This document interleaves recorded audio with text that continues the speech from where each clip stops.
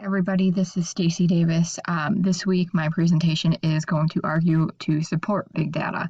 And basically, the point of my presentation is to help you get your head around supporting it. To start with, we're going to look at Netflix. Netflix is it's a powerhouse across the world, but we'll focus on America. Probably, I would say, almost all of us in this class probably use it. What's cool about Netflix, or what's most important about Netflix, is the requirements of the customer. You know, what we want from Netflix and why we choose it is because it's on demand, it's relevant, and it's easy to use. We don't have to search that hard to find something to watch. This is a big problem with cable TV as we become more technologically advanced. People don't want to scroll through that guide and look for something to watch. They want something to pop up and be shown to them. So what that means is they want their habits and their wants to be figured out, and it's only based on what they watch and how they navigate Netflix. So Netflix has to use that information to give them more relevant suggestions, to give them things that are going to make sense for them, the TV show or a movie, reality show or something fictional. It's those kinds of things. All of that comes from the data that you use, the data you supply when you're using Netflix. How long did you watch a TV show? When did you stop one? When did you never go? What did you never go back to? What have you watched multiple times? How do you watch them? What times a day do you watch them? Those are all the types of things that are big data that comes from how you watch TV on Netflix, that Netflix takes and they use, so that way they can give you a more relevant suggestion, give you something that you want, something that makes sense to you.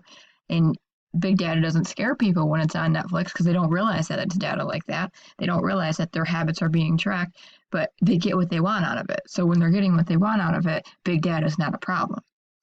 Another thing about Netflix is House of Cards is a really popular show on there, and it was actually created specifically from big data. It was all designed and driven around what types of things people watch, and that's why the show, it pushes a lot of limits. It does a lot of things, but it's not something you could ever see. Well, actually, I take that back.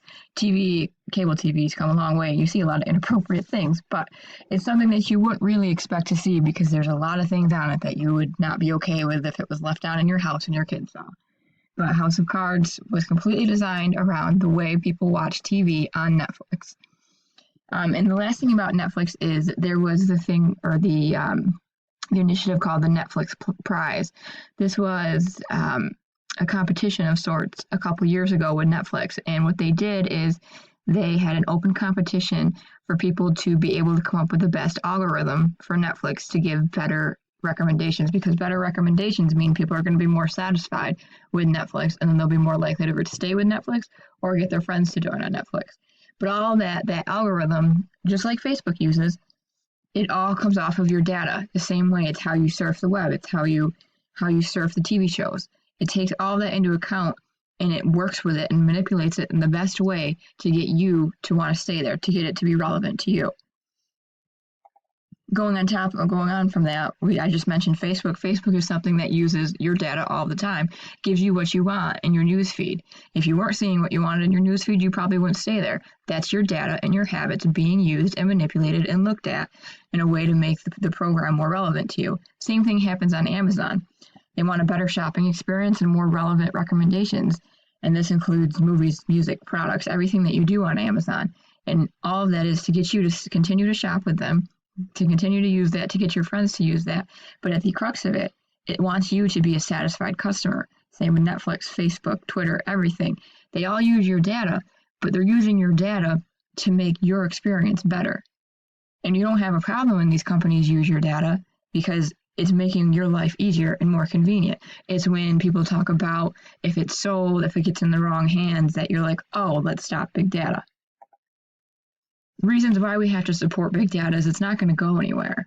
You know, just because it can't be regulated, just because it's not going away doesn't mean we can't be regulated. We need it. It needs to be regulated, actually. And the only way to get rid of big data, to stop big data from being used, is to stop all technology. There was a ebook written called The Management Revolution, Big Data, The Management Revolution, by Andrew McAfee. And he said in there, you can't manage what you don't measure. And what this goes to is the need to regulate big data, but also that it's not going anywhere. You see, if we ignore it and we don't manage it, we don't measure it, we can't manage it. If you just ignore big data and you say no one's allowed to use it, someone's going to use it the wrong way. It's just like all the laws we have. So if you want to be protected, you actually need to have people who learn how to manipulate that data, learn more ways of gathering that data, and learn how to better protect it and better use it. Because if we can figure out how to use it better, we can protect it better. And so that is my argument for supporting big data. It's everywhere. It's in everything that you use. Your smartphones, everything is collecting your data and your habits. Smartphones actually learn your habits. My car even does. I have a car that's a complete computer, and when you reset it, the transmission will learn how you drive. If you are an easy driver, you're not hard on your car, it's going to have a different pick up and go when you take off from a red light. If you're somebody who likes to push it, my car will learn your habits, and it will put itself in the gear automatically when you go to take off. That will support that. Those are all things that are learning. Big data is learning your habits and giving you a better experience from them. And that's why it's not going anywhere.